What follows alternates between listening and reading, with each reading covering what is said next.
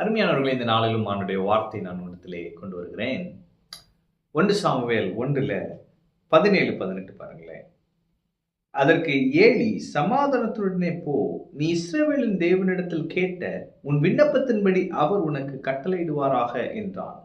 அப்பொழுது அவள், உம்முடைய அடியாளுக்கு உம்முடைய கண்களிலே தயவு கிடைக்க கடவது என்றாள். பின்பு அந்த ஸ்திரீ புறப்பட்டு போய் போஜனம் செய்தாள். அப்புறம் அவள் துக்கமுகமாய் இருக்கவில்லை. ஆமென். தேவனிடத்திலிருந்து ஒரு பதில் வரும் பொழுது அந்த பதிலை நாம் எப்படி எடுத்துக்கொள்ளுகிறோம், அந்த பதிலை நாம் எப்படி பெற்றுக்கொள்ளுகிறோம், அந்த பதிலுக்கு நாம் எப்படி ரியாக்ட் பண்றோம், பதில் அளிக்கிறோம் என்பது ரொம்ப முக்கியம். பாருங்க, ஜெபிக்கும் பொழுது தேவன் சில நேரங்களிலே வசனங்களின் மூலமாய் நம்மளோடு பேசுவார். அல்லது ஒரு செய்தி கேட்கிறீங்க, இப்போ ஒரு வார்த்தையை கேட்கிறீங்க, இதன் மூலமாய் கர்த்தர் பேசுவார். அல்லது தூங்கிட்டு இருக்கிறப்போ ஒரு சொப்பனம், அதன் மூலமாய் தேவன். அப்ப தேவன் பல்வேறு விதத்தில் நம்மோடு பேசுகிறார். அப்படி தேவன் பேசும் பொழுது அந்த வார்த்தையை நாம் எப்படி பெற்றுக்கொள்கிறோம்? முதல் அந்த வார்த்தையை நம்புறோமா? இப்ப ஆண்டவரிடத்திலிருந்து ஒரு பெரிய வார்த்தை வரும் பொழுது எடுத்தோடனே நம்ம அதை என்ன பண்ணணும் அப்படின்னா ஆமேன்னு சொல்லி பெற்றுக்கொள்ளணும். அது எப்படி நடக்கும்?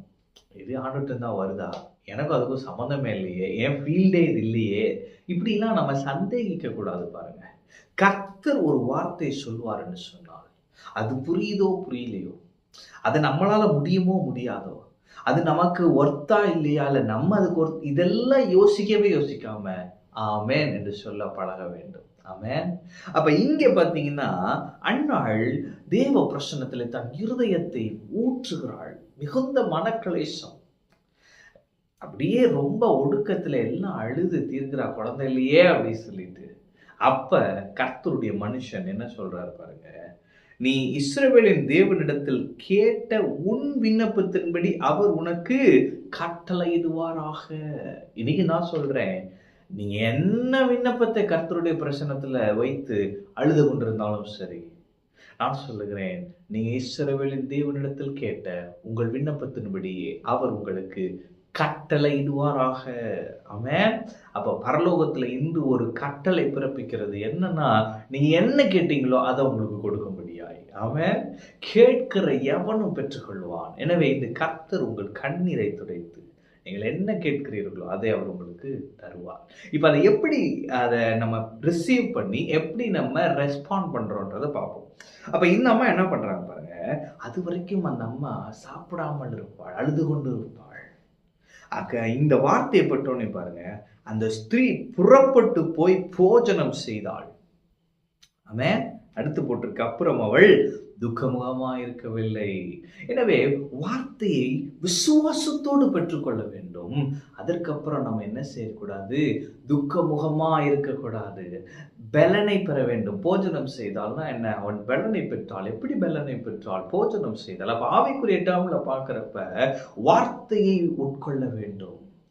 அப்ப இந்த ஸ்பிரிச்சுவல் வேர்டு, இந்த வார்த்தையை நாம் உட்கொள்ளும் பொழுது நாம் பலப்படுவோம். வார்த்தையை பெற்றுக்கொள்ள வேண்டும், வார்த்தையை உட்கொள்ள வேண்டும். அதுக்கப்புறம் பார்த்தீங்கன்னா ஒரு முடிவு எடுக்கிறா. அப்புறம் அவள் போய் துக்கமுகமா இருக்கவில்லை. அதுவரையும் துக்கம் தான், அழுகை தான், கண்ணீர் தான், மூஞ்ச தொங்க போட்டுட்டே இருப்பா. ஆனா வார்த்தையை பெற்றதும் பார்த்தீங்கன்னா அவ போய் சாப்பிட்றா, சந்தோஷமா இருக்கிறா. இனிமே நான் துக்கப்பட மாட்டேன் அப்படின்றா. ஏன் அப்படின்னா, நான் கர்த்தரிடத்தில் கேட்ட காரியத்தை அவர் எனக்கு தருவேன்னு சொல்லிட்டாரு அப்படின்றதுக்கா. அடுத்த வசனம் போட்டிருக்கு, எல்கானா தன் மனைவியாகிய அன்னாளை அறிந்தான், கர்த்தர் அவளை நினைத்தருளினார். நீங்க என்ன முடிவு எடுக்கிறீங்களோ விசுவாசத்துல கர்த்தர் அதை கனப்படுத்துவார். ஆமென். கர்த்தர் அவளை நினைத்தருளினார். அடுத்து 27 அவ சொல்றா, இந்த பிள்ளைக்காக விண்ணப்பம் பண்ணினேன், நான் கர்த்தரிடத்தில் கேட்ட என் விண்ணப்பத்தின்படி எனக்கு கட்டளையிட்டார். சாட்சி பகிர்கிறாள். அப்ப இன்னைக்கு உங்க வாழ்க்கையை ஒரு சம்மரைஸ் பண்ணி நான் சொல்றேன் பாருங்க. இதுவரை நீங்க அழுது கொண்டிருக்கலாம், இன்றைக்கு கர்த்தரிடத்திலிருந்து பதில் வருகிறது. என்னன்னா, நீ என்னிடத்தில் கேட்ட உன் விண்ணப்பத்தின்படி உனக்கு கட்டளையிடுவேன். அடுத்தவர் சொல்றாரு, நீ என்ன கேட்டு நான் உனக்கு தரப்போறேன் அப்படின்றார். ஆமென். அப்ப நீங்க என்ன பண்ண போறீங்க, இந்த வார்த்தையை ஆமென் சொல்லி பெற்றுக்கொண்டு இந்த வார்த்தையை நீங்க தியானித்து அவைகளை உட்கொண்டு பலப்பட போகிறீர்கள். அடுத்து நீங்க இன்றிலிருந்து துக்கமுகமாய் இருப்பதில்லை. கர்த்தருடைய வார்த்தையை பெற்றது நிமித்தமாய் விசுவாசத்தில் வாழப் போகிறீர்கள். அதனுடைய விளைவு எப்படி இருக்கும் போதுன்னா, உங்கள் மேல் நினைவாயிருக்கிற கர்த்தர் நீங்கள் கேட்டதை உங்களுக்கு தரப்போகிறார். நீங்கள் அதற்கு சாட்சியாக இருக்க போகிறீர்கள். நீங்கள் பெரிய சாட்சியை சொல்வீர்கள். நீங்களே அந்த பெரிய சாட்சியாய் வாழ்வீர்கள். கர்த்தர் பெரிய காரியங்களை செய்வார். உங்கள் மூலம் தேவன் மகிமைப்படுவார். கர்த்தர் உங்கள் மேல் நினைவாயிருக்கிறார். ஆமென். கர்த்தர் உங்களோடு இருக்கிறார். கர்த்தர் உங்களை ஆசீர்வதிப்பார்.